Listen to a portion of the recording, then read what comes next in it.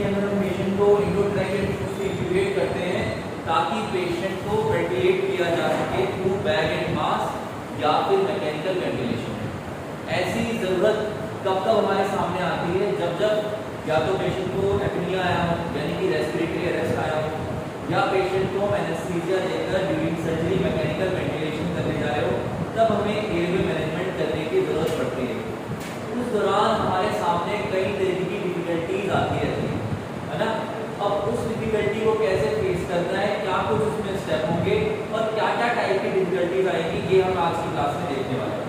ठीक है, एक एक करके देखते हैं क्या क्या पढ़ने वाले हैं। सबसे पहले पढ़ेंगे आप recognise sign of a threatened airway, कि आपकी डिफिकल्ट इंट्यूबेशन का जो एयरवे से ही कनेक्शन है, यानी मुंह की कैविटी से जहां से आपकी इंडोट्रैकियल ट्यूब को इंसर्ट होना है इनटू योर ट्रैकिया।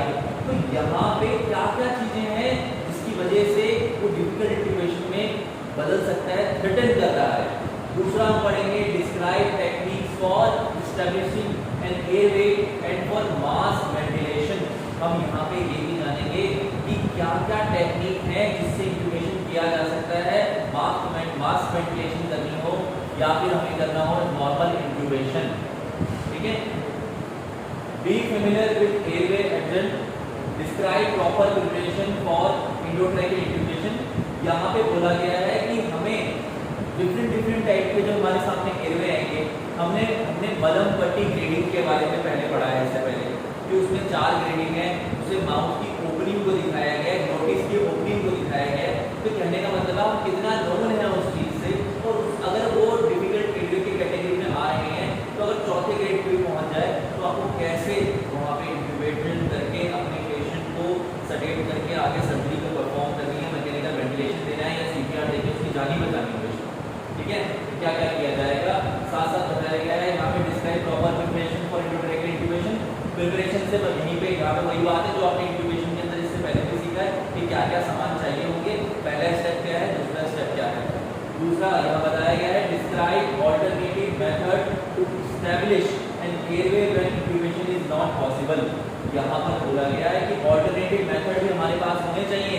अगर हमारे पता लग जाए कि शॉर्ट नेक वाला कोई पेशेंट है या फिर किसी की टंग ने ज्यादा एयरवे का एरिया कवर किया हुआ है जिसकी वजह से डिफिकल्टी आ रही है इंट्यूबेशन करने में, तो हमारे पास डिफरेंट तरीके भी होने चाहिए जिससे मैं एयरवे मैनेजमेंट कर सकूं।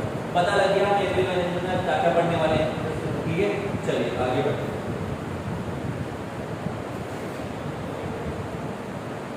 सबसे पहले आता है पेशेंट असेसमेंट। हमने सीपीआर में भी कई बार पढ़ा है कि पेशेंट को सीपीआर देने से पहले पेशेंट का असेसमेंट किया जाता है। असेसमेंट से मेरा मतलब है यहाँ पर कि पेशेंट को ये देखना कि उसकी बॉडी में सांस आ रही है कि नहीं आ रही, वो पेशेंट कॉन्शियस लेवल पे है या नहीं। तो लुक लिसन एंड फील वाला तरीका, यहाँ पे हम एयरवे मैनेजमेंट के बारे में बात कर रहे हैं तो सांसों का चलने का तरीका कि पेशेंट ब्रीथिंग एक्सचेंज कर रहा है या नहीं कर रहा, इसका एक ही तरीका है हमारा लुक लिसन एंड फील, कि हम या तो देख के पता लगा सके या सुन के पता लगा सके या फिर महसूस करके पता लगा सके। तो यहाँ पे क्या किया जा रहा है, लेवल ऑफ कॉन्शियसनेस चेक करेंगे, spontaneous effort versus apnoea. Patient या तो क्या कर रहा होगा, बहुत ज्यादा एफर्ट ले रहा होगा नॉर्मल सांस लेने के लिए, या फिर बिल्कुल ही सांसें उसकी बॉडी में नहीं होगी, यानी पेशेंट को रेस्पिरेटरी अरेस्ट आ चुका होगा। उस कंडीशन को क्या बोल रहे हैं यहाँ पर, एपनिया। अगला बोला गया है airway and cervical spine injury. Patient को अगर कोई एक्सीडेंट के कारण ऐसी कोई प्रॉब्लम आई है जिसमें आपको वहां जाके पेशेंट को फर्स्ट एड देना पड़ रहा है, हो सकता है उसकी माउथ में ब्लीडिंग हो रही हो सकता है कि उसकी गर्दन की हड्डी टूट गई है यानी सर्वाइकल बोन इंजरी हो गई हो, तो हमें ये भी जांचना है कि कहीं उसके माउथ में कोई ओरल इंजरी तो नहीं है। हमें ये भी देखना है कि गर्दन की हड्डी तो नहीं टूटी है। अगर ऐसा हुआ है तो इसके लिए हमें अलग टेक्निक अपनानी पड़ेगी जो कि आगे आने वाली स्लाइड्स के अंदर आप लोग देखोगे। ठीक है, इसके बाद बोला उसने कि चेस्ट एक्सपेंशन हो रहा है कि नहीं हो रहा। पेशेंट असेसमेंट करने गए हैं, पेशेंट की जांच करने गए हैं कि पेशेंट को सही में एयरवे मैनेजमेंट की नीड है कि नहीं। तो अगर पेशेंट की सांसें नहीं चल रही होगी तो ऑब्वियसली चेस्ट भी जो है एक्सपेंशन नहीं हो रहा होगा। ठीक है, यहाँ पे हमें ये भी जांचना है। साथ साथ हमें देखना है sign of airway obstruction. Sign of airway obstruction से मेरा मतलब है मुंह के अंदर कुछ चीज ऐसी तो नहीं है जो अभी भी अटकी हुई है, अगर वो है मुंह के अंदर तो उसको बाहर निकाला जाएगा, नहीं वो एयरवे ऑब्स्ट्रक्शन की कैटेगरी में आ जाएगी। यहाँ पर बाद में किए जाने वाले फिर वो बेकार हो जाएंगे। इसलिए हमको असेसमेंट के दौरान ही ये पता लगा लेना है कि माउथ के अंदर कुछ है या नहीं, अगर है तो उसको बाहर निकाला जाएगा। आगे बोला गया ब्रेथ साउंड, नाक के पास अगर हम सुन सकते हैं कि पेशेंट की गैसेज एक्सचेंज हो रही है या नहीं हो रही, इससे पता चल जाएगा कि पेशेंट सांस ले रहा है कि नहीं ले रहा है, क्योंकि उसको आगे मैनेजमेंट करने वाले हैं। प्रोटेक्टिव एयरवे रिफ्लेक्सेस, यहाँ पे प्रोटेक्टिव एयरवे रिफ्लेक्सेस से मेरा मतलब है कि हम कुछ ऐसे डिसीजन लें जिससे हमारे पेशेंट के एयरवे को प्रोटेक्ट करते हुए आगे रिफ्लेक्सेस को वापस से लेकर आ सके, जिससे वो नॉर्मल स्पॉन्टेनियसली ब्रीथिंग ले सके। प्रोटेक्टिव एयरवे रिफ्लेक्सेस से मेरा मतलब यहाँ पे ये भी है कि उसकी गर्दन को सही शेप में रखना, टंग को पीछे फॉल ना होने देना, ये सारे प्रोटेक्टिव एयरवे रिफ्लेक्सेस हैं जो नॉर्मल कंडीशन, अभी नॉर्मल हो, नॉर्मल एयरवे रिफ्लेक्सेस कैसा है कि आपका क्या आप जो बोल रहे हो या कुछ आसानी से बोल पा रहे हो, निगल पा रहे हो, ये सब नॉर्मल एयरवे रिफ्लेक्सेस है आपके। तो हमें इसको प्रोटेक्टिव एयरवे रिफ्लेक्सेस में बदलना पड़ेगा, इस सब चीजों को प्रोटेक्ट करते हुए पेशेंट की टंग, पेशेंट का जॉ, पेशेंट के दांत, ये कोई ऐसे कारण तो नहीं बन रहे जिसकी वजह से उसका एयरवे जो है नॉर्मल रिफ्लेक्शन में प्रॉब्लम दे रहा है। समझ में आ गया आपको यहाँ तक? ठीक है, आगे बढ़ते हैं। चलिए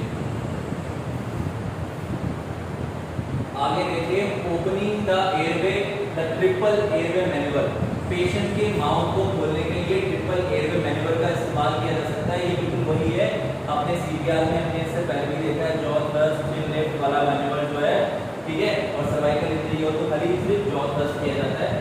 slightly extend neck when cervical spine injury not suspected. यहाँ पे बोला गया कि आपकी नेक तो आगे एक्सटेंड करी जा सकती है जब आपको पता हो कि पेशेंट को कोई सर्वाइकल इंजरी नहीं हुई है, तब करेंगे ऐसा। पर अगर हुई है तो सिर्फ और सिर्फ जबड़े को उठा के आगे लाया जाएगा, ठीक है। तब सिर्फ जबड़े को उठा के लेके आया जाएगा। एलिवेट मैंडिबल, मैंडिबल क्या है आपका, ये बोन, मैंडिबल बोन, इसको एलिवेट करेंगे। ओपन द माउथ, पेशेंट का माउथ दो उंगलियों की मदद से इस डायरेक्शन की तरफ खोलेंगे, जैसा आपको इमेज में नजर आ रहा है। मैंडिबल को ओपन किया, आगे की तरफ धकेला, एक्सटेंड किया है नेक को, देखो इस तरीके से एक्सटेंड किया है नेक को। सर्वाइकल इंजरी नहीं है अगर ऐसा, ठीक है। कंसीडर एडजंट डिवाइसेस, यहाँ पे एडजंट डिवाइसेस से मेरा मतलब है कि यहाँ पे कंसीडर कीजिए पेशेंट के माउथ की ओपनिंग को देखने के लिए जो माउथ की ओपनिंग में इस्तेमाल होने वाले इक्विपमेंट है। एग्जांपल के तौर पे लैरिंगोस्कोप, जो कि पेशेंट की वोकल कॉर्ड्स को देखने के लिए यानी कि ट्रैकिया को देखने के लिए इस्तेमाल किया जाता है। सबको पता है लैरिंगोस्कोप क्या है। ओटी के स्टूडेंट आसानी से इसके साथ सिमिलर हो सकते हैं जो भी ओटी के बारे में पढ़ रहे हैं ना। आगे देखते हैं, रीअसेसमेंट से मेरा मतलब है कि पेशेंट को अगर आपने इस तरीके की पोजीशन दे दी तो हो सकता है अगर माउथ के अंदर ऑब्स्ट्रक्शन था वो निकलवा दिया हो, अब पेशेंट फिर से सांस लेने लगा हो, तो फिर से एक रीअसेसमेंट की जाएगी। Adequate spontaneous breathing, provide oxygen supplementation. Patient को एडुकेट स्पॉन्टेनियसली ब्रीथिंग, मेरा मतलब है नॉर्मल ब्रीथिंग करवाने के लिए आपको ऑक्सीजन सप्लीमेंटेशन के तौर पे देना पड़ सकता है। अब अगर आप रोड साइड पे मिले हो तो आपको माउथ टू माउथ देना पड़ेगा। आप हॉस्पिटल में हो तो आपके पास एम्बू बैग है। एम्बू बैग किस लिए इस्तेमाल हो रहा है, पेशेंट को आर्टिफिशियल बैग वेंटिलेशन देने के लिए इस्तेमाल हो रहा है। इसको आर्टिफिशियल मैनुअल ब्रीथिंग यूनिट भी कहा जाता है और इसके द्वारा किए गए मेथड को बैग मास्क वेंटिलेशन भी कहा जाता है। इसमें हम बैग को प्रेस करके पेशेंट की बॉडी में 1200 से 1500 लीटर तक का, 2000 लीटर तक का ऑक्सीजन भेज सकते हैं, ठीक है। आगे बोला गया proceed to manual assist ventilation. Proceed to manual assist ventilation से मेरा मतलब है खुद के द्वारा करने वाला कोई असेसमेंट पेशेंट के इंक्यूबेशन के लिए। तो उसके लिए क्या करेंगे, एपनिक पेशेंट, पहले तो ये देखना है कि कौन से टाइप के पेशेंट हो सकते हैं हमारे सामने। एपनिक पेशेंट से मेरा मतलब है यहाँ पर जिस पेशेंट की सांसें नहीं चल रही है। दूसरा है इनएडिक्वेट स्पॉन्टेनियस टाइडल वॉल्यूम, यहाँ पे पेशेंट सांस तो ले रहा है लेकिन ठीक ढंग से नहीं ले रहा है, इनएडिक्वेट है, कम है, एफर्ट ज्यादा है पेशेंट का, ठीक है। यहाँ पे बोल रहा है एक्सेसिव वर्क ऑफ ब्रीथिंग, यहाँ पे पेशेंट को ब्रीथिंग करने में बहुत ज्यादा डिफिकल्टी यानी एफर्ट लेना पड़ रहा है कुछ ज्यादा ही, ठीक है। इससे पहले वाले में सांस तो आ रही थी पर कम मात्रा में आ रही थी। तो ये सब की जांच हम कैसे कर सकते हैं, पेशेंट की बॉडी का लैंग्वेज समझ के, बॉडी लैंग्वेज समझ के पता लगा सकते हैं। दूसरा हमारे पास ऑक्सीमीटर होता है, ऑक्सीमीटर का इस्तेमाल पेशेंट की बॉडी में कितनी मात्रा में ऑक्सीजन चल रहा है ये देखने के लिए किया जाता है। आप सबको पता है पल्स ऑक्सीमीटर के थ्रू देखी गई ऑक्सीजन की नॉर्मल मात्रा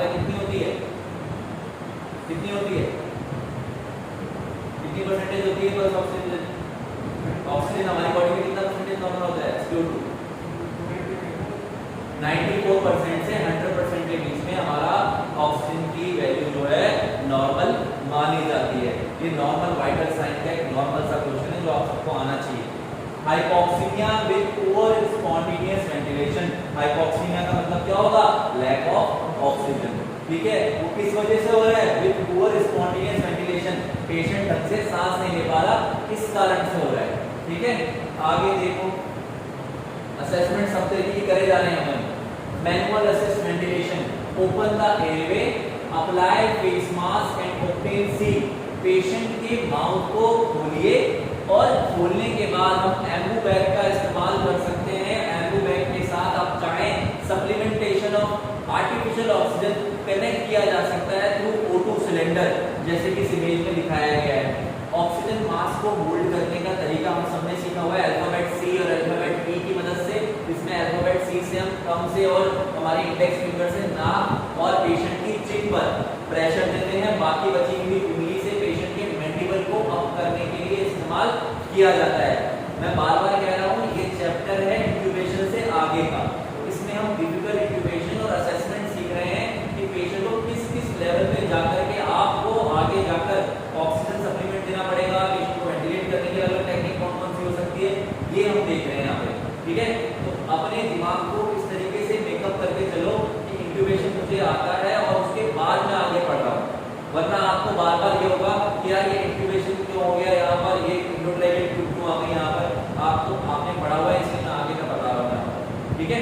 आगे देखो, यहाँ पर मॉनिटर विद पल्स ऑक्सीमीटर, तो यहाँ पे सॉरी यहाँ पे आ गए apply face mask and obtain seal. Seal से मतलब था कि कोई लीकेज ना हो, मास्क लगाया है अपने पेशेंट को, तो मास्क लगा रहे हैं तो कोई सील यहाँ पे इसलिए क्रिएट की गई है ताकि तेज की प्रेशर इसलिए बनाई है ताकि आसपास से निकल रहा है कोई भी ऑक्सीजन वेस्ट ना हो, पेशेंट की बॉडी में जाना चाहिए सारा ऑक्सीजन। यहाँ पे बोला गया है deliver optimal minute ventilation from resuscitation bag. Optimum minute ventilation से मेरा मतलब यहाँ पे कितना है, 1 मिनट के अंदर हम कितनी वेंटिलेशन देते हैं जब किसी पेशेंट को सिर्फ रेस्पिरेटरी अरेस्ट आया हो?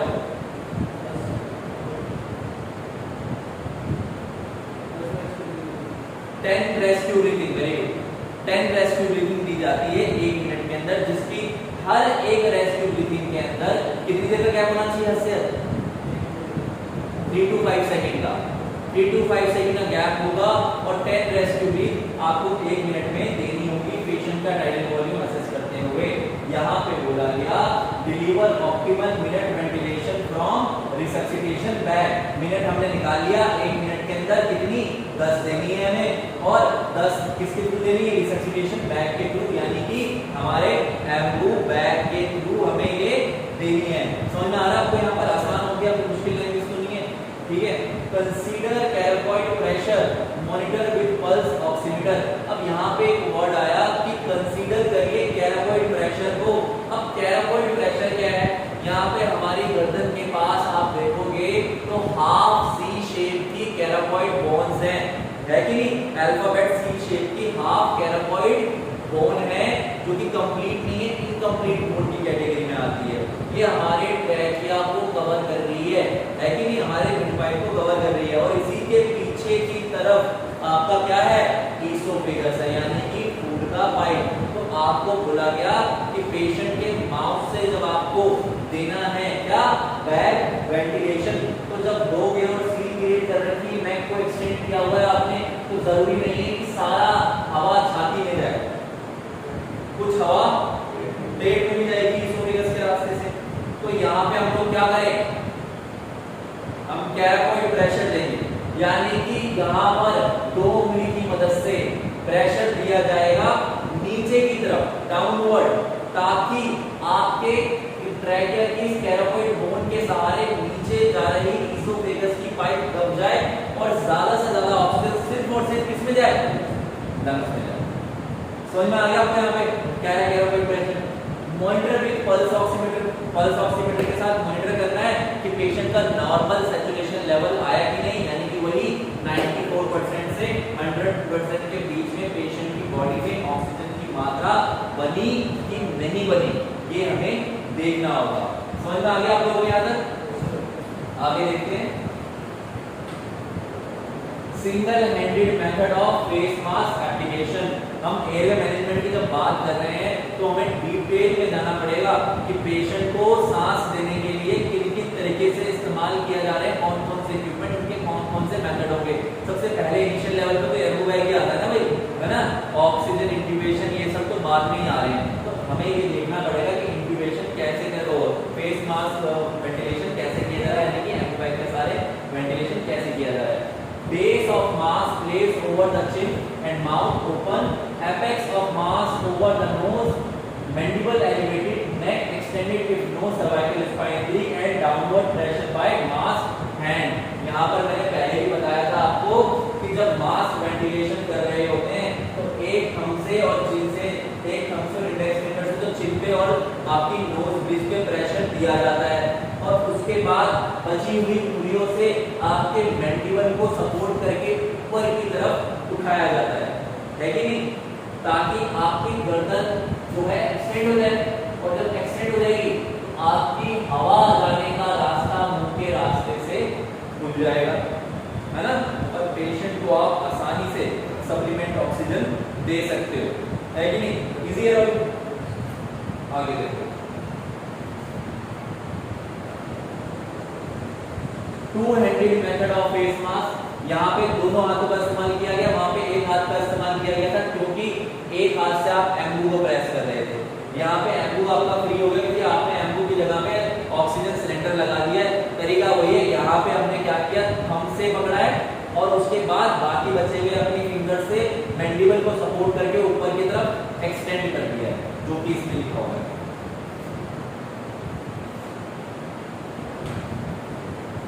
इनएडिक्वेट मास्क टू फेस सील। अगर हम इनएडिक्वेट कर रहे हैं मतलब कब ढंग से नहीं पकड़ रहे हैं अपने मास्क को और एम्बूबैग ठीक से नहीं लगाया, क्या होगा, आइडेंटिफाई लीक। सबसे पहले ये पहचानिए कि पेशेंट को जब आप मास्क वेंटिलेशन की दे रहे हो तब भी पेशेंट की अगर चेस्ट राइज नहीं हो रही है तो इसका मतलब ये है कि आप ठीक से एम्बू को नहीं प्रेस कर रहे हैं या कोई ना कोई डिफॉल्ट है। तो डिफॉल्ट नंबर 1 हो सकता है आइडेंटिफाई लीक, कोई लीकेज हो सकता है, ठीक है। दूसरा रीपोजिशन फेस मास्क, पेशेंट की पोजीशनिंग जो फेस मास्क रखी गई है उसको रीपोजिशन कर दिया, आपने जिस सही पोजीशन में पकड़ा था अब वो शायद किसी मूवमेंट के कारण हिल गई है, जिसकी वजह से सील जो है वहां पे खुल गई है। Improve seal along with cheeks, गालों के पास सबसे ज्यादा चांसेस होते हैं हवा बाहर आने के, तो यहाँ पे ज्यादा अच्छे से सील क्रिएट करनी है हमें। यहाँ बोला गया है चेन मास्क इन्फ्लेशन और साइज। यहाँ पे बोला गया कि अगर चेस्ट अब भी राइज नहीं हो रही तो पीछे का मास्क के पीछे लगा हुआ एम्बूबैग का साइज बढ़ा दो, 1200 की जगह 1500 ml वाला लगा दो, 2000 वाला लगा दो, जिसके बाद प्रेस करो, देखो कि चेस्ट राइज हो रही है कि नहीं हो रही, पेशेंट के पल्स ऑक्सीमीटर में ऑक्सीजन की मात्रा बढ़ रही है या नहीं बढ़ रही है, ठीक है। यहाँ पे बोला गया slightly increase downward pressure over face mask. यहाँ पे आपको बोल रहा है कि अपने धीरे धीरे ना फेस मास्क का जो प्रेशर है नीचे की तरफ ज्यादा प्रेशर देगा, हाथ की तरफ, ठीक है। आगे बोल रहा है यूज टू हैंडलिंग टेक्निक, जिसमें आपके दोनों हाथ फ्री रहें तो आप गर्दन को ज्यादा अच्छे से प्रेशराइज कर पाओगे ऊपर उठाने के लिए, ताकि नेक का जो रास्ता है ट्रैकिया का वो खुल जाए और आसानी से सांस अंदर जा सके।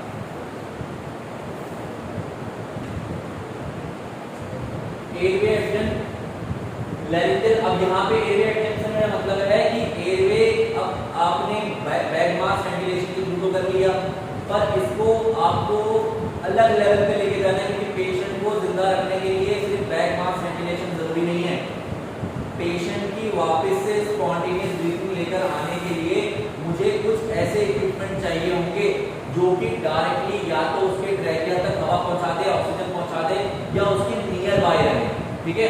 देखते हैं कौन कौन से लैरिंजियल मास्क एयरवे, एलएमए का नाम आप सबने सुना है। लैरिंजियल मास्क एयरवे की इमेज मत जाओ, इमेज के अंदर आपका क्या बोलते हैं, देखो यहाँ पर लैरिंजियल मास्क एयरवे है, ये बड़ा सा कफ है यहाँ पर, ठीक है।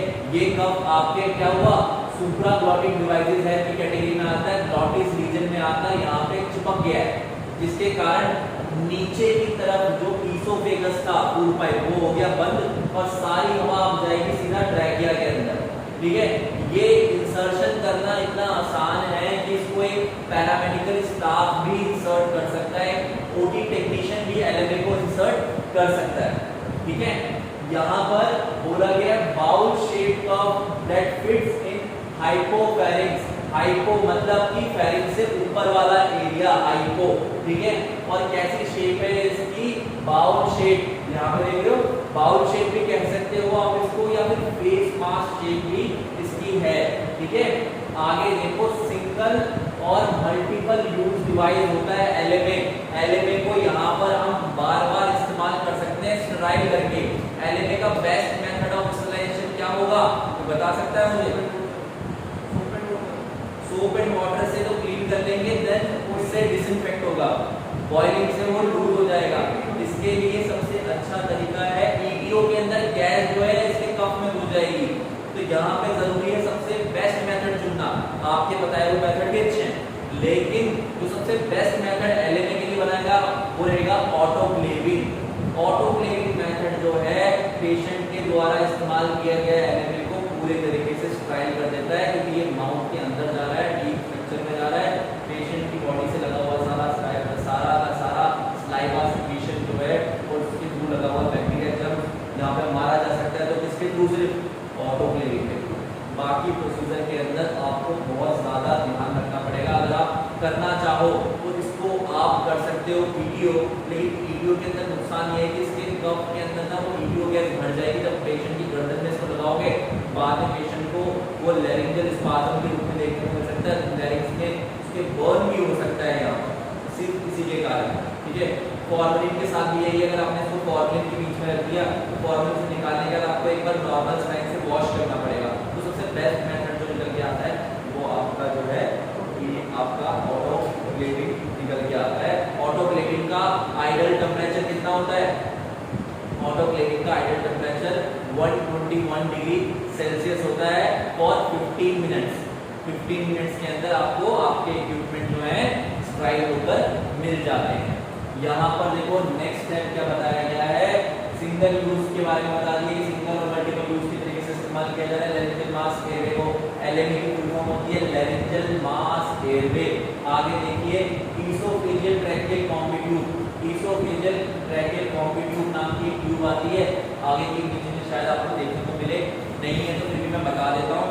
ईसोफेजियल जो आपकी ट्रैकियल कॉम्बिनेशन ट्यूब जो होती है उसके अंदर क्या होगा कि आपके दो कप होंगे, जो कि एक कप तो जाके फूलेगा आपके ईसोफेजियल वाले रास्ते में, यानी कि जहाँ पे ट्रैकिया और ईसोफेगस दोनों रास्ते डिवाइड हो रहे हैं, ठीक है। उस रास्ते में एक कप जाके फूल जाएगा और दूसरा कप आपके क्राइना के 2 सेंटीमीटर ऊपर 2 to 4 सेंटीमीटर ऊपर की तरफ जाके फूलेगा, ताकि बढ़िया सील क्रिएट करे और एस्पिरेशन से पेशेंट को बचा सके। और जो गले के पास में जाके फूला है जहाँ पे सुपरक्लोराइड ग्लोटिस है, वो जगह भी पेशेंट को एस्पिरेशन से बचा रही है। तो ऐसे टाइप के जो बोल रहा है ईसोफेजियल ट्रैकियल कॉम्बी ट्यूब का इस्तेमाल कब किया जा सकता है? जब पेशेंट फुल स्टमक हो, यानी कि पेशेंट एनपीओ पे नहीं है, पेशेंट खाना वाना खा के आया है। अब ऐसे पेशेंट का अगर आपको इंट्यूबेशन करना हो तो ईसोफेजियल ट्रैकियल कॉम्बी ट्यूब का इस्तेमाल हम यहाँ कर सकते हैं। समझ रहे हो? ठीक है। ये डिफिकल्ट इंट्यूबेशन के अंदर में भी use in cardio respiratory arrest और रिक्वायर एडुकेट ट्रेनिंग। तो सीपीआर के अंदर तो हमने करना ही है, क्योंकि सीपीआर के अंदर ही हमें पता नहीं होता ना पेशेंट को कब उसने खा रखा है नहीं खा रखा, एक्सीडेंटल सिचुएशन है ये। तो यहाँ पे बेसिकली उसका इस्तेमाल हो रहा है फुल स्टमक पेशेंट में और कार्डियोवैस्कुलर वाले पेशेंट के अंदर जिनको रेस्पिरेटरी अरेस्ट आया हो, यानी कि सीपीआर वाले पेशेंट के अंदर। समझ में आ रहा है आपको? चलिए, very good.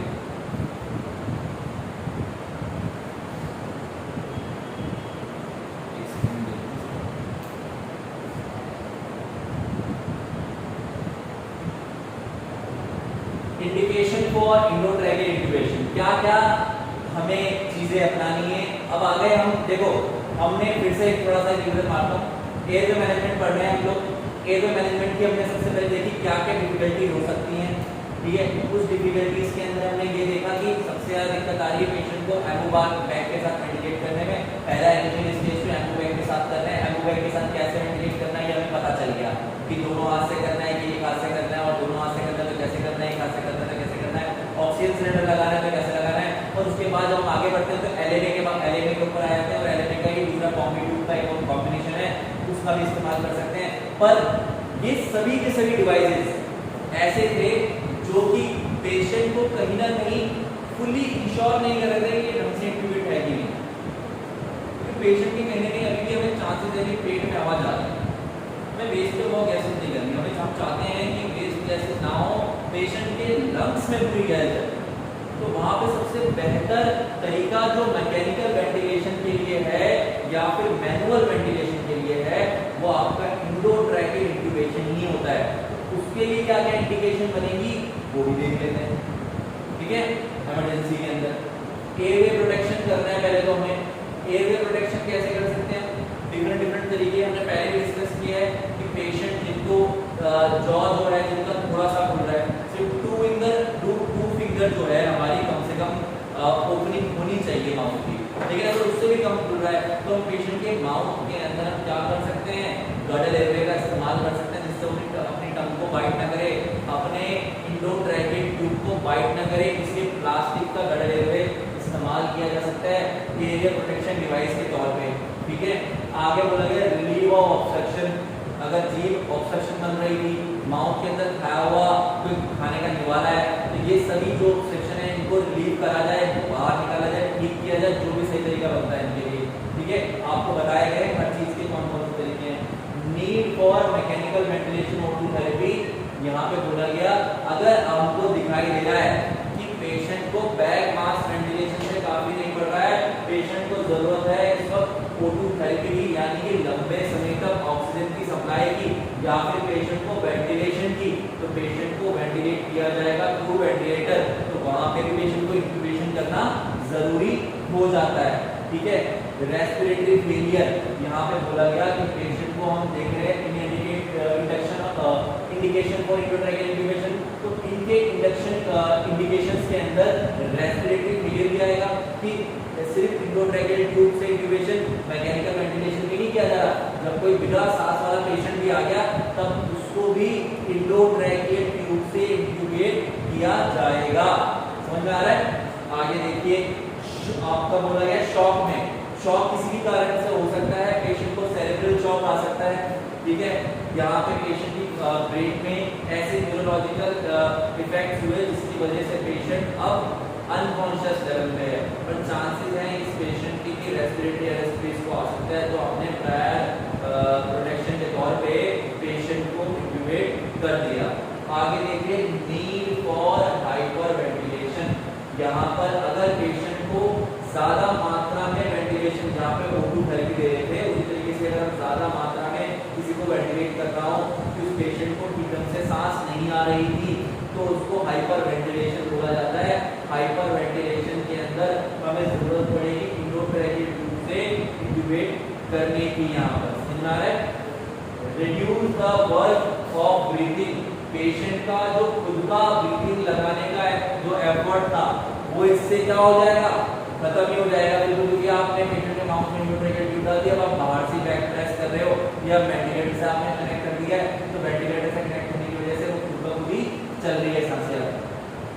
Reduce the work of breathing, facilitate suctioning pulmonary toilet, pulmonary toilet से मेरा मतलब है यहाँ पर जो रेस्पिरेटरी ट्रैक्ट के अंदर जितना भी भरा हुआ सेक्रेशन है जो कि एक कॉन्शियस पेशेंट स्पूटम के रूप में थूक कर बाहर निकाल देता है, अभी वो यहाँ पे नहीं कर पाएगा, तो जरूरत है पेशेंट को सक्शनिंग करने की, जो कि अगर आप एंडोट्रैकियल इंट्यूबेशन कर लेते हो तो वहां पे आप थ्रू सक्शन कैथेटर करा जा सकता है आसानी से, ठीक है। समझ में आ रहा है आपको इंडिकेशंस क्या क्या बनी। पल्मोनरी टॉयलेट का मतलब होता है बेटा कि आपके रेस्पिरेटरी ट्रैक्ट के अंदर जमा हुआ जितना सेक्रेशन है वो पानी है, उसको बाहर आना चाहिए, तो वो टॉयलेट के जरिए, कहने का मतलब है ये टॉयलेट क्या बनेगा हमारा room, suction catheter, suction catheter toilet के रूप में से बाहर निकाल, कहने का मतलब है ये एग्जांपल दिया गया है यहाँ पे पल्मोनरी टॉयलेट, ठीक है, कि वेस्टेज को बाहर निकालना, वेस्टेज सेक्रेशन को रेस्पिरेटरी ट्रैक्ट से।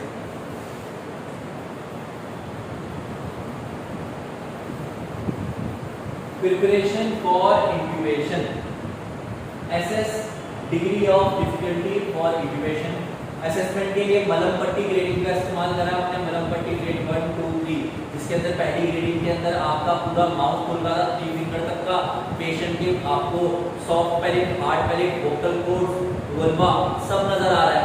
है ना। और यहाँ पे सेकंड ग्रेड के अंदर ये धीरे धीरे धीरे धीरे कम होता चला जाता है और फोर्थ ग्रेड तक आते हो आपको सिर्फ और सिर्फ टंग नजर आती है, ना तो कोई बोर नजर आता है, ना ही कोई एपिग्लॉटिस की लीफ नजर लटकती हुई नजर आती है। ठीक है, तो यहाँ पे असेसमेंट कर लिया हमने, assure optimal ventilation and oxygenation.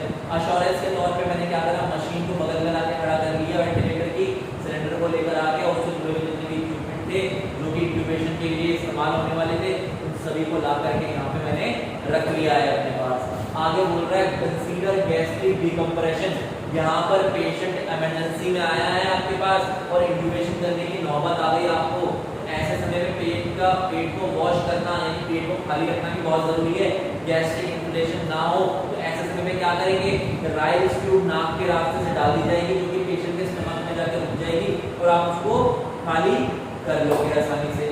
ठीक है, यहाँ पे देखो अगला सवाल आया है, जवाब आया आपके पास, analgesia, sedation, amnesia, neuromuscular blockage as needed. अब पेशेंट को इंक्यूबेट करने जा रहे हो, इंक्यूबेशन के अंदर हमने पहले भी पढ़ा है कि इंक्यूबेट करना किसी को इतना आसान नहीं है क्योंकि पेशेंट की वॉलंटरी मसल्स उसमें इन्वॉल्व रहती है और पेशेंट को शांत करना उस वक्त बहुत जरूरी है। अगर अपने कॉन्शियस लेवल पे है तो पेशेंट को क्या करेंगे हम, बेहोश करने के लिए पेशेंट को क्या करेंगे, सबसे पहले तो यहाँ पर एनाल्जेसिया का वर्ड यूज हुआ है। एनाल्जेसिया का मतलब होता है लैक ऑफ पेन। अगर तो पेशेंट अगर किसी पेन में है तो सबसे पहले पेन को खत्म किया जाएगा। उसके बाद सडेशन, सडेशन क्या करेगा, बेहोश कर देगा पेशेंट को। एमनेसिया क्या करेगा, उसके आसपास जो भी इस वक्त के इवेंट गुजर रहा है ये भुलाने की कोशिश करेगा जिससे उसको कोई भी याददाश्त ना बनी रहे, इससे जुड़ी हुई वो थोड़ा सा डर फिक्र जो उसके मन में है, एंजाइटी है, वो एमनेसिया के कारण, भूलने के कारण खत्म हो जाएगी। डर फिक्र को खत्म कर दिया जाएगा। न्यूरोमस्कुलर ब्लॉकेज, न्यूरोमस्कुलर ब्लॉकेज से मेरा मतलब है जितने भी न्यूरॉन्स से हमारे मसल्स के अंदर जो काम कर रहे थे सिग्नल को पास करने का एक्सन डेंड्रियास के थ्रू हमारे ब्रेन तक, यहाँ पर उनको हमें ब्लॉक करना है ताकि भैया हम उनको बोल दें कि तुम आगे मैसेज पास मत करो क्योंकि पेशेंट को दर्द का एहसास अब नहीं होने देंगे हम। तो न्यूरोमस्कुलर ब्लॉकिंग एजेंट पेशेंट की बॉडी में डाल के हम ये इफेक्ट खत्म कर देंगे बिल्कुल, और वो ड्रग जाते ही क्या करेगी, आपके न्यूरोमस्कुलर ब्लॉकेज क्रिएट कर देगी जिसके कारण पेशेंट को कोई भी दर्द फील नहीं होगा और आसानी से पेशेंट को इंक्यूबेशन किया जा सकता है। समझ में आ रहा है यहाँ तक?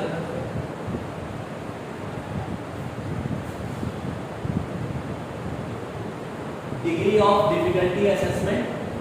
अब यहाँ पे इंक्यूबेशन करने जा रहे हो तो डिग्री हमें देखनी पड़ेगी। सबसे पहले डिफिकल्टी असेसमेंट की क्या है, नेक मोबिलिटी, पेशेंट की नेक मूवमेंट कैसी हो रही है, नेक पूरी तरीके से एक्सटेंड हो रही है कि नहीं हो रही पीछे की तरफ, शॉर्ट नेक तो नहीं है पेशेंट की, नहीं ये देखना है। एक्सटर्नल फेस, पेशेंट की नेक का या माउथ का एक्सटर्नल फेस कैसा शेप बन रहा है, इंडोट्रेकियल ट्यूब आसानी से जाएगी नहीं जाएगी, पेशेंट की माउथ की शेप में कोई ऐसी डिफिकल्टी तो नहीं है, जबड़ा टेढ़ा जैसा तो नहीं है, इसकी वजह से या टंग आड़ी तिरछी तो नहीं है, मोटी तो नहीं है, इसके कारण इंडोट्रेकियल ट्यूब जो है आपकी डिफिकल्टी इंक्यूबेशन के अंदर बदल सकती है कि नहीं। आगे बोल रहा है माउथ की ओपनिंग कैसे रहने वाली है, टंग एंड फेरिंक्स कैसे दिखने वाले हैं, जॉ कैसा है पेशेंट का। Consider options for obtaining an area that maintain ventilation, obtain export assistance. यहाँ पर ये सभी पैरामीटर्स को गुजरते हुए आपको अपने डिफिकल्ट इंक्यूबेशन या इंक्यूबेशन के स्टेप के अंदर बदलाव, चेंजेस जो भी बेहतरी करनी है वो करने में आसानी मिलेगी इन सभी पैरामीटर्स से गुजरते हुए। अगर कोई एक्सपोर्ट की नीड लेनी पड़ेगी तो वो भी हम लेंगे क्योंकि पेशेंट को वेंटिलेट करना है इंडोट्रेकियल ट्यूब के सहारे।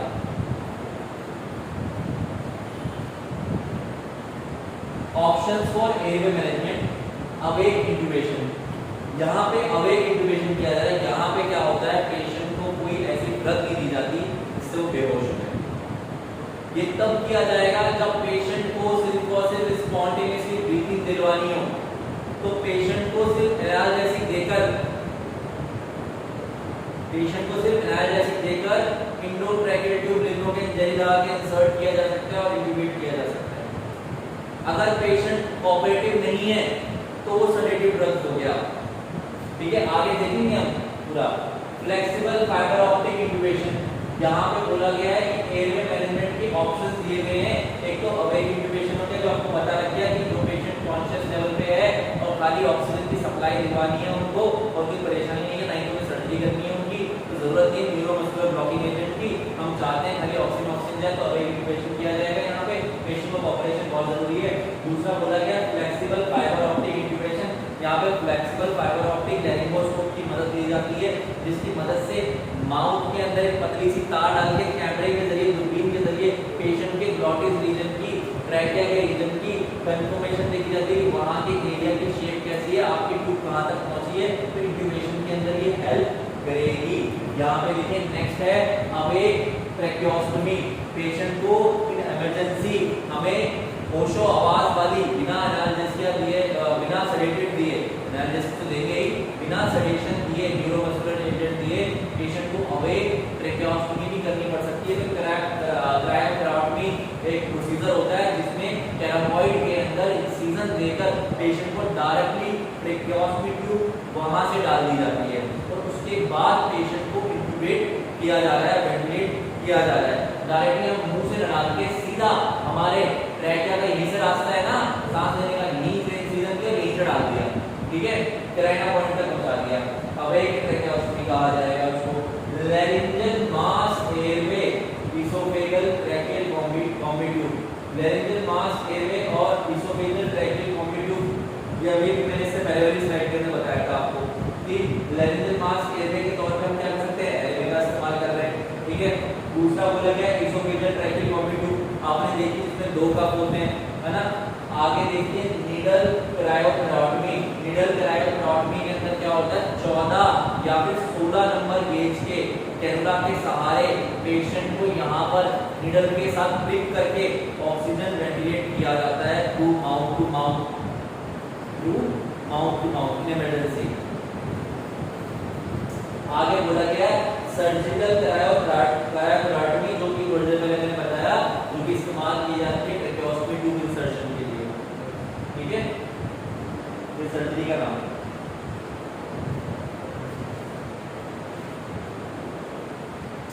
एक चार्ट आपके सामने निकल के आ गया है यहाँ पे डिफिकल्ट इंट्यूबेशन का, कि आपके सामने सिचुएशन है और कैसे कैसे आप अपने डिसीजन को मैनिपुलेट करोगे। देखो सबसे पहले बात करते हैं डिफिकल्ट एयरवे की, कि डिफिकल्ट एयरवे जैसी कंडीशन आपके सामने आई और बोला कि डिफिकल्ट एयरवे पहले रिकॉग्नाइज करा, हमने रिकॉग्नाइज करा और हमें पता चला आपका कोऑपरेटिव पेशेंट है यानी कि अनकोऑपरेटिव पेशेंट है, तो मैं क्या करूंगा, यहाँ पर सेडेशन का इस्तेमाल करूंगा और न्यूरोमस्कुलर ब्लॉकर का इस्तेमाल कर सकता हूँ विद कोटेशन, मतलब पेशेंट की कंडीशन को देखते हुए इस्तेमाल करूंगा कि कौन से टाइप का न्यूरोमस्कुलर एजेंट अलग अलग कंडीशन में दिया था ना, पेशेंट हाइपर टेंशन में अलग है तो उसके अलग ड्रग इस्तेमाल होगी, एट्राकोरियम इस्तेमाल होगी, पेशेंट की बोन फ्रैक्चर हुआ है तो भैया वहाँ पे हमें मसल रिलैक्सेंट के तौर पे शॉर्ट टाइम मसल रिलैक्सेंट का इस्तेमाल नहीं करना है, यानी कि स्मोरिंग का इस्तेमाल नहीं करना है, प्रेशर लेवल राइज हो जाता है यहाँ पर, तो यहाँ कोटेशन को समझना पड़ेगा। उसके बाद आ जाओ, वो बोल रहा है कि मैनुअल मास वेंटिलेशन पॉसिबल किया जा सकता है, तो वो करिए आप, यानी कि एम्बुबैग के साथ करिए। अगर वो हो रहा है यस, तो आगे क्या करना है, direct laryngoscope, blind nasal intubation और स्पॉन्टेनियस रेस्पिरेशन की तरफ आगे भागना है, यानी कि आपको जैसे पेशेंट को देखा आपने, पेशेंट का रिजर्वियर बैग के थ्रू यानी एम्बुबैग के थ्रू पेशेंट का स्पॉन्टेनियस ब्रीथिंग लेकर आ गए हो और अभी भी चांसेस है कि पेशेंट वापस अपने हाइपोक्सिया में जा रहा है, तब आप ब्लाइंड इंट्यूबेशन के तौर पे एलएमए आईजेल के सहारे पेशेंट को इंट्यूबेट कर सकते हैं। तो वो कह रहा है अगर ब्लाइंड इंट्यूबेशन ना हो पाए या फिर मैनुअल मास पॉसिबल ना हो तो हम क्या बोल रहे हैं, एलएमए की तरफ भागो, एंडोट्रैकियल ट्यूब की तरफ भागो, निडल के थ्रू क्रायोथेरेपी करी जा सकती है या फिर कॉल फॉर असिस्टेंट किया जा सकता है यहाँ पर, ताकि आपको हेल्प मिल सके। और एक्सपर्ट की मदद से कंक्लूजन पे आएंगे कि पेशेंट को फ्लेक्सिबल फाइबर ऑप्टिक टेक्निक के सहारे इंट्यूबेट किया जाए या तो, ठीक है, या फिर सर्जिकल एयरवे किया जाए क्रायोथेरेपी करके, ठीक है। ये कंडीशन हो गई आपके सामने। दूसरी कंडीशन ये वाली है, यहाँ पे डिफिकल्ट एयरवे रिकॉग्नाइज किया आपने और रिकॉग्नाइजेशन के अंदर आपको पता चला कि स्पॉन्टेनियस वेंटिलेशन है पेशेंट की, ठीक है, और प्रिपरेशन करी फिर आपने call for assistance. Spontaneously ventilation करवाने के लिए पेशेंट को क्या हो रहा है, सांस तो आ रही है पर रुक के आ रही है, पर ऐसे में इमरजेंसी कंडीशन तो है ही यहाँ पर, है ना। पेशेंट का सैचुरेशन लेवल 90 की जगह 94% से लेकर 100% के बीच में 60 चल रहा है, 40 चल रहा है, बहुत डिफिकल्ट कंडीशन है, ठीक है। तो यहाँ पे क्या करना है, एक्सपर्ट कंक्लूजन पे आना है, फ्लेक्सिबल फाइबर ऑप्टिक टेक्निक का इस्तेमाल करना है यानी कि ट्रैके के रास्ते के अंदर देखा जाएगा कोई इंट्यूबेशन के करने के दौरान अगर हम आगे इंट्यूबेशन में पढ़ते हैं माउथ के अंदर कोई ऑब्स्ट्रक्शन तो नहीं है, फ्लेक्सिबल फाइबर ऑप्टिक जो आपका स्कोप है उसकी मदद ली जा सकती है। यहाँ पर फिर बोल रहा है अब एक इंट्यूबेशन कर दो जी इस पेशेंट का, पेशेंट होश में तो आई, दूसरे सांस ले रहा है तो उसको सांस लेने में तकलीफ हो रही है क्योंकि आधी हवा पेट में जा रही है आधी हवा लंग्स में जा रही है, तो हम कुछ ऐसा करते हैं माउथ के अंदर ट्यूब डाल देते हैं और पेशेंट जब सांस लेगा तो ट्यूब का रास्ता ऑटोमेटिकली छाती के अंदर खुल रहा है यानी कि लंग्स के अंदर, तो सारी हवा छाती में जाएगी, पेशेंट खुद से सांस लेता रहेगा और अपने आप को खुद ही वेंटिलेट कर लेगा। ठीक है, तो इसको बोलेंगे अवेक इंट्यूबेशन। तो यहाँ पे डायरेक्ट लैरिंगोस्कोपी करी जा सकती है हमारे को। ठीक है, डायरेक्ट लैरिंगोस्कोपी से मेरा मतलब है कि पेशेंट के माउथ के अंदर डायरेक्टली आपने इंट्रोट्रैकेट ट्यूब को जो है डाल दिया सिर्फ मुंह खुलवा कर देखकर। ठीक है, इनडायरेक्ट के अंदर क्या होता है हमारा, जहाँ पे लैरिंगोस्कोप नाम के इंस्ट्रूमेंट्स की मदद ली जाती है जो कि वोकल कोर्ड और लैरिंक्स की ओपनिंग को देखने के लिए इस्तेमाल किया जाता है। पर अगर ये सब भी ना हो आपके पास तो ब्लाइंड मेजर इंट्यूबेशन कर दो, जहाँ पे क्या होगा नाक के रास्ते से आप इंट्रोट्रैकेट ट्यूब डाल दो, ऑटोमेटिकली आपके यहाँ तक पहुँच जाएगी, उसके बाद आपका पेशेंट जो है आसानी से वेंटिलेट होता रहेगा। नहीं तो एलएमई की मदद लेके अगर सक्सेस हो जाता है एलएमई के सारे तो बहुत बढ़िया है, फेल हो गए तो एक्सपर्ट कंक्लूजन लेना है और सर्जिकल एयरवे करके क्रायोटॉमी करके ट्रेकियोटॉमी में डाल देंगे। हो सकता है कि नहीं हो सकता, अगर माउथ के अंदर इतनी सारी डिफिकल्टी है तो डायरेक्टली यहाँ इंसिजन लगाओ डाल लो, है कि नहीं? देखो जरा इसकी शक्ल देखो चार्ट में,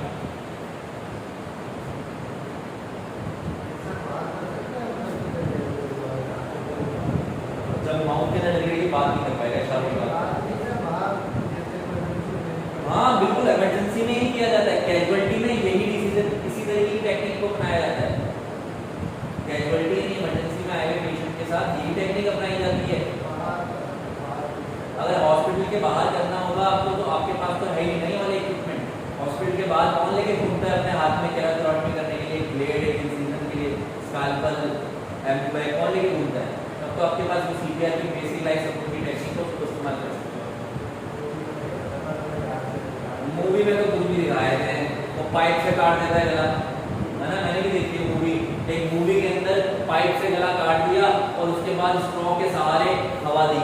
ये टेक्निक बिल्कुल सही है, इसको नीडल इंसर्शन टेक्निक ही बोलते हैं, पर पाइप इतना कौन सा तगड़ा पाइप आ गया जो हमारे सर्जिकल नाइफ को फेल कर गया 11 नंबर के, जिसने गर्दन को बिना इंसाइज किए उसने पाइप के सहारे गर्दन छील दी।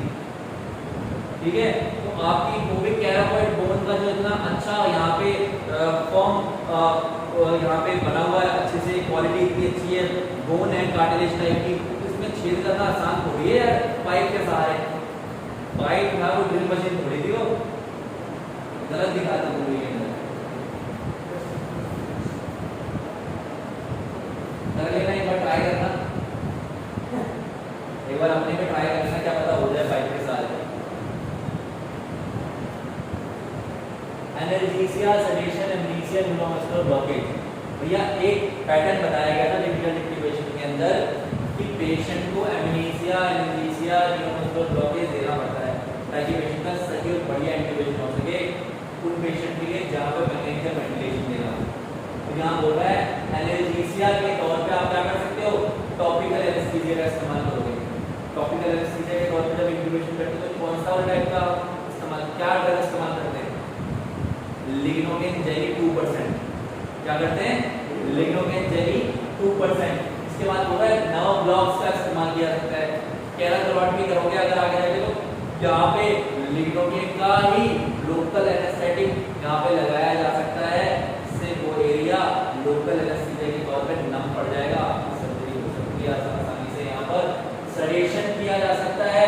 सडेशन का बेस्ट सोर्स क्या है? मिडाजोलम और फेंटानिल, जो कि बहुत अच्छी ड्रग है पेशेंट को सडेट करने के लिए।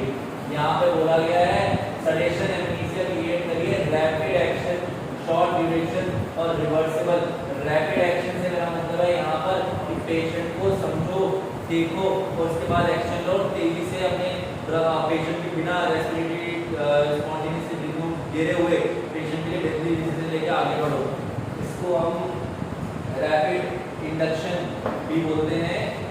और शॉर्ट ड्यूरेशन बोला गया है सडेशन, क्योंकि यहाँ पे सिर्फ और सिर्फ इंट्यूबेशन के लिए या उस एयरवे एस्टेब्लिशमेंट करने के लिए लिए सजेशन दिया गया, लंबे समय के लिए नहीं दिया गया। ठीक है, रिवर्सिबल करना आना चाहिए हमें। यहाँ पर एनाल्जेसिक ड्रग्स का रिवर्सिबल ड्रग कौन सा है बता दो। नाइलॉक्सिन। क्या है? नाइलॉक्सिन रिवर्सिबल ड्रग है ना हमारा, है ना, एनाल्जेसिक का। आगे बोल रहा है कि एनाल्जेसिक ड्रग के अंदर आप फेंटानिल का इस्तेमाल कर सकते हो 25 से 100 mcg। ठीक है, 25 से 100 mcg का आईवी इस्तेमाल किया जाता है। ट्रीटेड टू इफेक्ट, यहाँ पे इसका इस्तेमाल तब तक कर रहे हैं जब तक पेशेंट के ऊपर असर नहीं आ रहा। ठीक है, मेडाजोलम का इस्तेमाल 1 mg आईवी किया जा सकता है, तब तक इस्तेमाल करेंगे तो असर नहीं आता। इडमोडिएट, इडमोडिएट क्या है यहाँ पर बता सकता है मुझे? आप लोगों ने अगर पढ़ा है तो थोड़ा बहुत भी याद आ गया होगा आपके दिमाग में, पढ़ के भी पढ़ना सुना तो होगा। इडमोडिएट एक मसल रिलैक्सेंट है जो कि कार्डियो स्टेबल मसल रिलैक्सेंट है, यानी कि ऐसा पेशेंट जिसको हमें पता ही नहीं है भैया इसकी कार्डियक रिदम कहीं भी चली जाएगी, ऐसे समय में हम क्या कर सकते हैं? इडमोडिएट नाम का मसल रिलैक्सेंट चुन सकते हैं इमरजेंसी, जब हमें पता ही नहीं है कि कहाँ जा सकते हैं हम। ठीक है, 0.3 से 0.4 mg आईवी दिया जा सकता है। यहाँ पे लिग्नोकेन का इस्तेमाल किया जाता है लोकल एनेस्थीसिया के तौर पर, नर्व ब्लॉकिंग के तौर पे 1% और 1.5% के तौर पर mg/kg आईवी। ठीक है, लिग्नोकेन का इस्तेमाल यहाँ पर आईवी के तौर पे भी किया जाएगा, नर्व ब्लॉक के तौर पे भी किया जा सकता है। 0.5% कॉन्सेंट्रेशन वहाँ पे कम हो जाएगा। ठीक है, अब यहाँ पे बोल रहा है कि आईवी के तौर पे करो, तो आईवी के तौर पे डिस्करिथमिया ठीक करने के लिए हार्ट के अंदर इर्रेगुलर हार्ट बीट अगर हो रही है उसको ट्रीट करने के लिए लिग्नोकेन का इस्तेमाल किया जाता है इमरजेंसी ड्रग के तौर पे।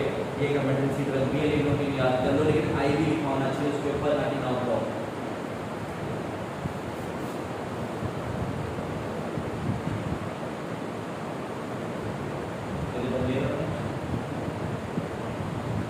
एनालिसिस सेडेशन न्यूरोमस्कुलर ब्लॉकेज आगे बढ़ रहा है। Access need for neuromuscular blocker, अगर आपको लग रहा है आगे एक्सेस नीड है मुझे न्यूरोमस्कुलर ब्लॉकर की, मैं क्या करूंगा? यहाँ पर सक्सामेथोनिन क्लोराइड का इस्तेमाल कर सकता हूँ, स्कॉलिक का। इसका इस्तेमाल 1 से लेकर 1.5 mg/kg आईवी के तौर पे पाउच के रूप में इस्तेमाल किया जा सकता है, लेकिन इसका अपना एक साइड इफेक्ट भी है कि ये बार बार इस्तेमाल करने पे ब्रेडिकार्डिया कॉज करता है। तो इसकी जगह पे वेपरोनियम का भी इस्तेमाल किया जा सकता है, रोपरोनियम का भी और सिस्टाकेलियम का भी इस्तेमाल किया जा सकता है, जो कि एक रीनल और कार्डियोवैस्कुलर पेशेंट्स के लिए बेनिफिशियल होते हैं। ये सभी के सभी मसल रिलैक्सेंट है बच्चों।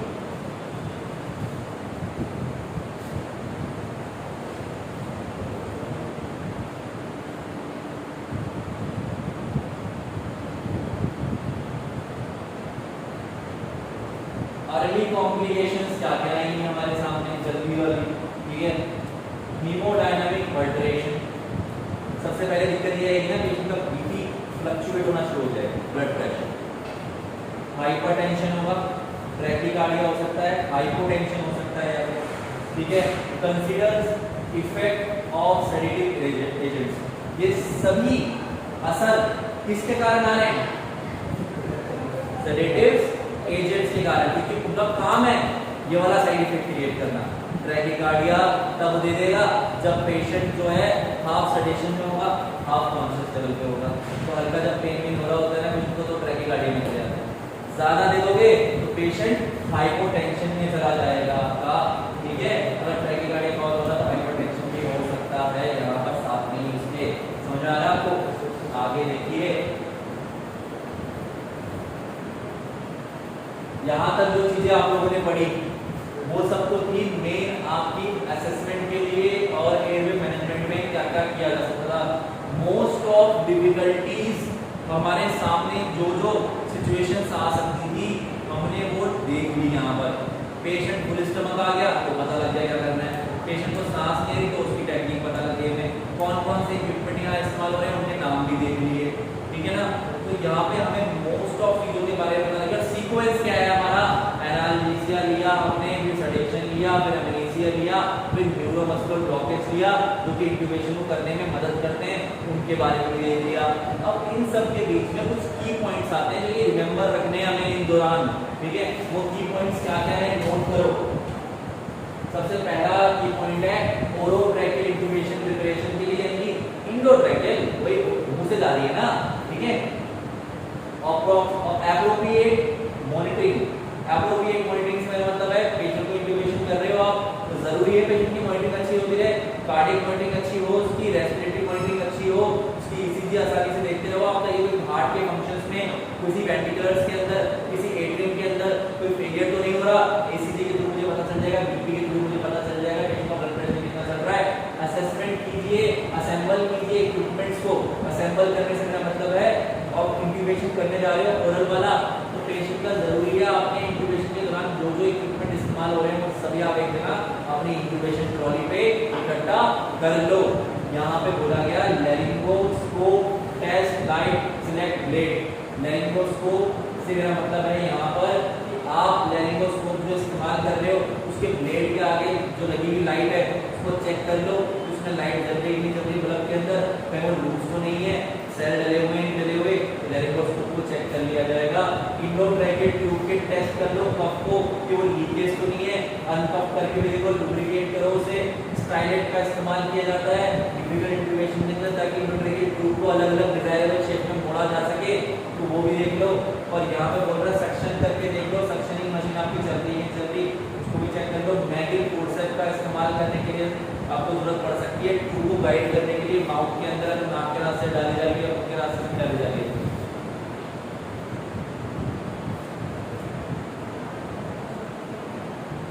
समझ आ रहा तो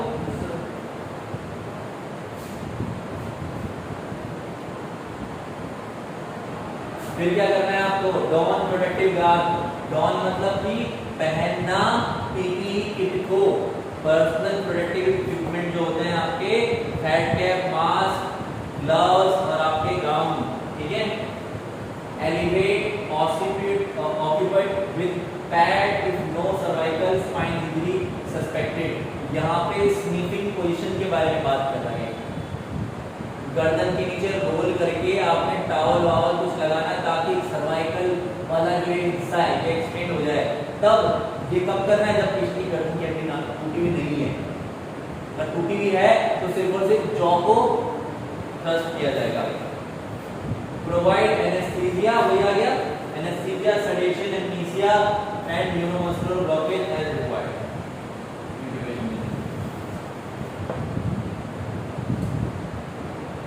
प्रॉपर ऑपरेटर पोजीशनिंग, पेशेंट की अगर आप लैरिंगोस्कोपी कर रहे हो और ठीक ढंग से आपने लैरिंगोस्कोप पकड़ा है तो आपको आसानी से विजुलाइज होगा आपका ग्लॉटिस, इसके अंदर आपको लीफ स्ट्रक्चर टाइप आपकी ग्लॉटिस का डोर नजर आएगा, ट्रायंगल का रास्ता नजर आएगा।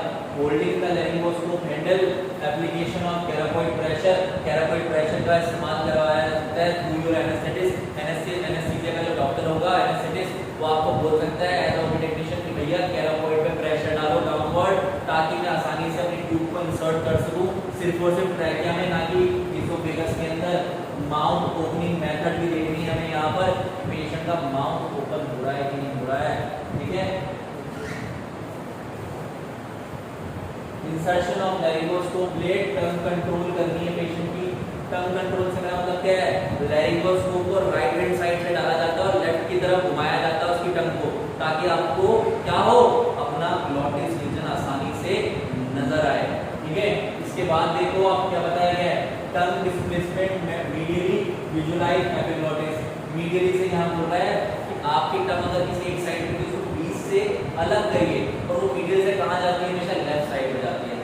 अक्सर एक क्वेश्चन पूछा जाता है कि लैरिंगोस्कोप को किस डायरेक्शन में रखा जाता है, बच्चे लेफ्ट करके आए हैं तो पहला राइट होता है उसके बाद वो लेफ्ट होता है, ठीक है। लैरिंगोस्कोप का हैंडल राइट नहीं होता है 90 डिग्री के एंगल पे, लेकिन ब्लेड का जो स्ट्रक्चर है अंदर जाके राइट से लेफ्ट घुमा दिया जाता है।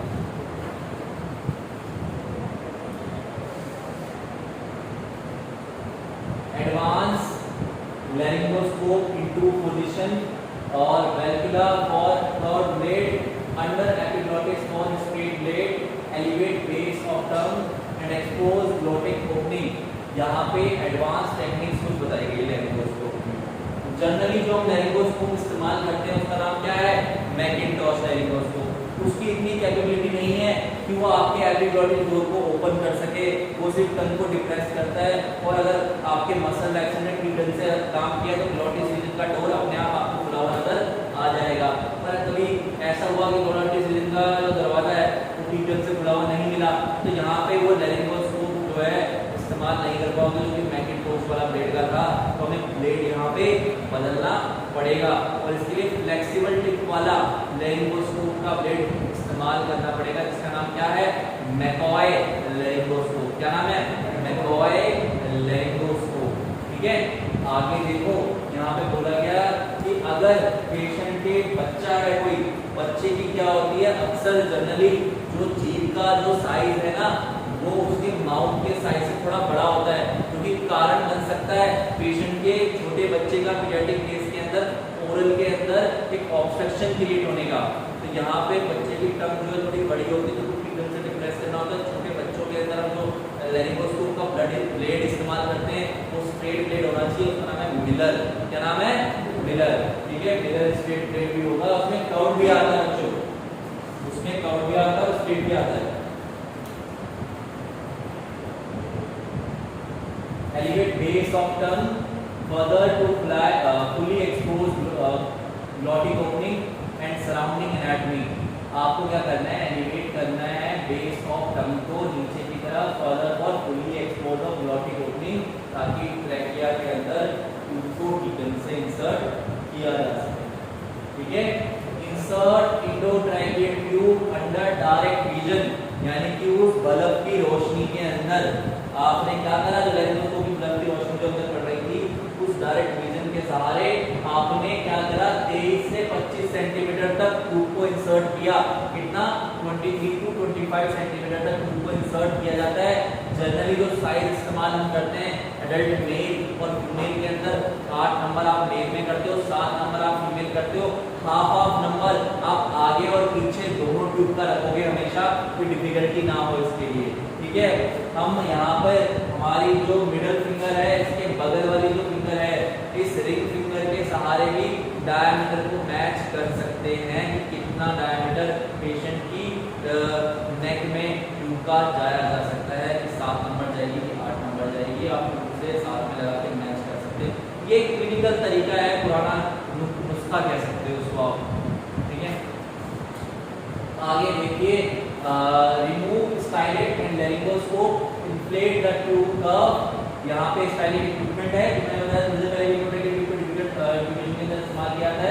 Inflate the tube curve, confirm tube position, breath sound, CO2 detector. यहाँ पे ट्यूब की कंफर्मेशन हमें कैसे मिलती है, सबसे पहले क्लिनिकल तरीके से कैसे पता लगाते हैं, अपने स्टेथोस्कोप की मदद से। दूसरा हमें पता लगता है हमारे पर कैप्नोग्राफी मशीन है, जो कि EpCO2 के परसेंटेज के लेवल को बताती है कि पेशेंट की बॉडी में निकलने वाला कार्बन डाइऑक्साइड कितनी मात्रा में निकल रहा है, जो कि 32 से 42 होना चाहिए आपका 1 मिनट के अंदर वहां पर। ठीक है, तो उसका नॉर्मल रेशियो है, उसका जो कर्वेचर बनता है वो 32 से 42 तक का कर्व बनेगा ग्राफ के अंदर, तो वो EpCO2 का नॉर्मल परसेंटेज कहलाएगा कि आपकी किसकी वैल्यू आ रही है 32 की, जो वैल्यू 36 आ रही है, 38 आ रही है, 40 आ रही है, तो यानी आपका पेशेंट जो है ठीक ढंग से वेंटिलेट हो रहा है, बहुत बढ़िया आपने इंट्यूबेशन किया है। ठीक है, उसके लिए बोला गया इन्होंने कि CO2 डिटेक्टर का इस्तेमाल करो, CO2 डिटेक्टर का इस्तेमाल किया जा सकता है। सिक्योर इंडोट्रैकियल ट्यूब, सिक्योर करने के लिए क्या करते हैं, हम कप को इन्फ्लेट कर देते हैं, अंदर से सील क्रिएट हो गई, और बाहर लगा देते हैं टेप, फिक्सिंग कर देते हैं हमारी इंडोट्रैकियल ट्यूब को। ठीक है, आगे बोला गया ऑप्टिक चेस्ट रेडियोग्राफ, चेस्ट का हम क्या कर सकते हैं, एक्सरे लिया जा सकता है। एक्सरे लेते वक्त सियाम मशीन के थ्रू उस वक्त आपको मैकेनिकल वेंटिलेशन कुछ समय के लिए रोकनी होगी। आप वो मैक्सिमम कितनी देर तक रोक सकते हो, सिर्फ 10 सेकेंड। कितनी देर तक, 10 सेकेंड तक।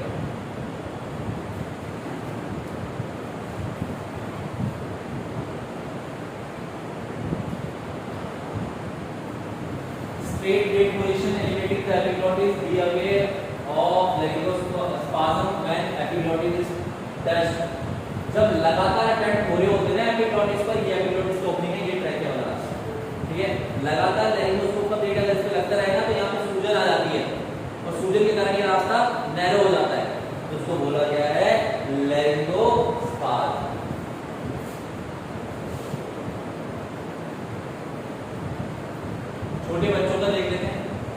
पीडियाट्रिक पेशेंट में कैसे करना है?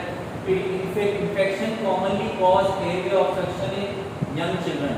छोटे बच्चों के अंदर सबसे ज्यादा एयरवे इन्फेक्शन होने के चांसेस रहते हैं, जैसे मैंने बताया। एक तो उनका ग्लॉटिस रीजन ठीक ढंग से डेवलप नहीं हुआ होता है, ठीक है, उनका डोर नहीं बना होता ठीक ढंग से, तो इन्फेक्शन के चांसेस ज्यादा बने रहेंगे। हर चीज उनके क्या होगा, रेस्पिरेटरी ट्रैक में जाने के चांसेस, फिसलने के चांसेस बने रहेंगे। दूसरा है because infants are obligate nose breathers until age of 6 months, suctioning near may establish और an open airway। यहाँ बोला गया है कि छोटे बच्चे जो होते हैं उनको नाक से सांस लेने में प्रॉब्लम आती है 6 महीने तक अगले, तो वो मुंह से ज्यादा सांस ले रहे होते हैं। ऐसे समय पे इंट्यूबेशन अगर कर रहे हो आप पेशेंट का, वहाँ पे डिफिकल्टी आ सकती है, ठीक है। When possible, allow child to assume position of comfort in early respiratory compromises। यहाँ पर आपको अगर पता लग रहा है कि आपका पेशेंट जो है कोई डिफिकल्टी में है, आपको अर्ली रेस्पिरेटरी कॉम्प्रोमाइज को देखते हुए, अज्यूम करते हुए पेशेंट को उसमें बैक मास वेंटिलेशन करने की नौबत भी आ सकती है, तो वो चीज का हमें ध्यान रखना है।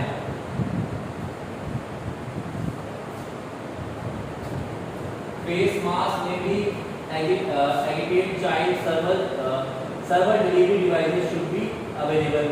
यहाँ पे फेस मास्क कुछ बच्चों में अगर नहीं लग पा रहा है किसी कारण से, ठीक है, तो वहाँ पे हमारे पास डिफरेंट टाइप के अलग अलग तरीके की इंट्यूबेशन टेक्निक आनी चाहिए।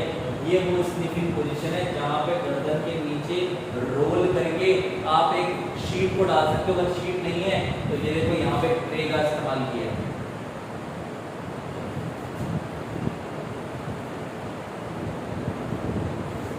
जो मैंने बातें बोली वो ये यहाँ पे लिखी, ठीक है, तो कुछ ऐसा नहीं है, छोड़ रहा हूँ।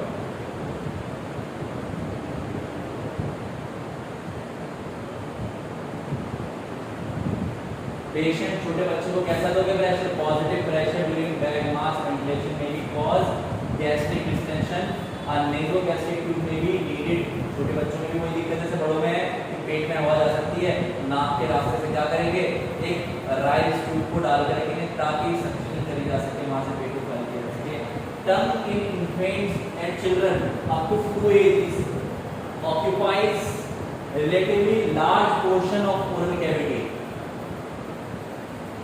देख रहे हो, 2 साल तक मुंह के रास्ते के अंदर टंग सबसे ज्यादा रास्ता ले रही है, तो चांसेस है कि बेशक बच्चा जो है अपनी सांसों को होल्ड कर ले, क्योंकि बीच में ऑब्स्ट्रक्शन है टंग का।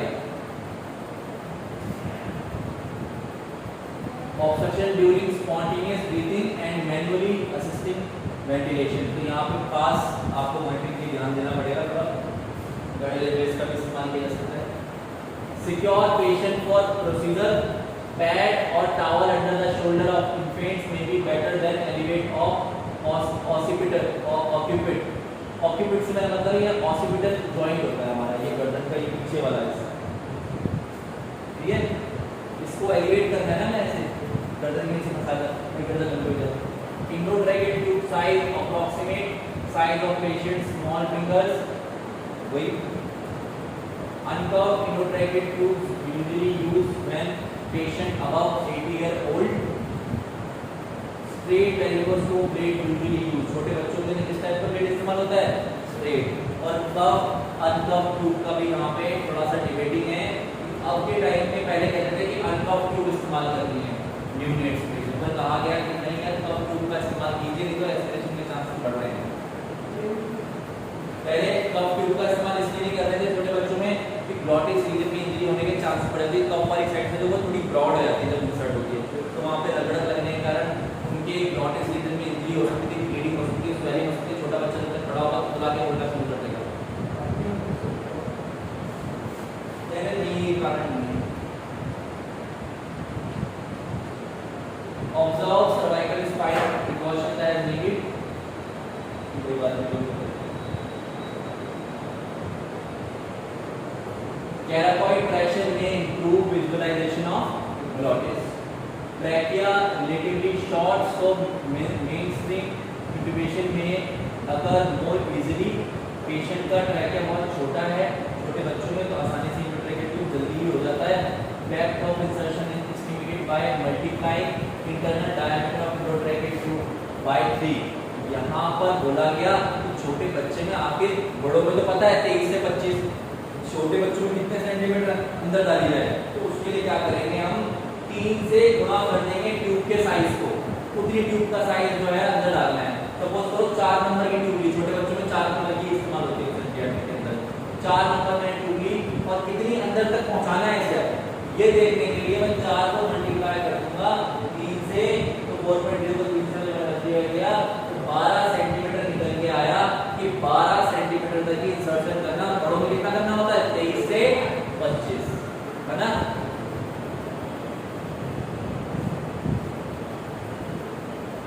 ये मैंने आपके सामने कुछ इक्विपमेंट्स लाके रखे हैं इस वक्त, ताकि आपको पता लगे। सबसे पहले ये मैकॉय लैरिंगोस्कोप का ब्लेड है, इसकी फ्लेक्सिबल टिप है, ठीक है।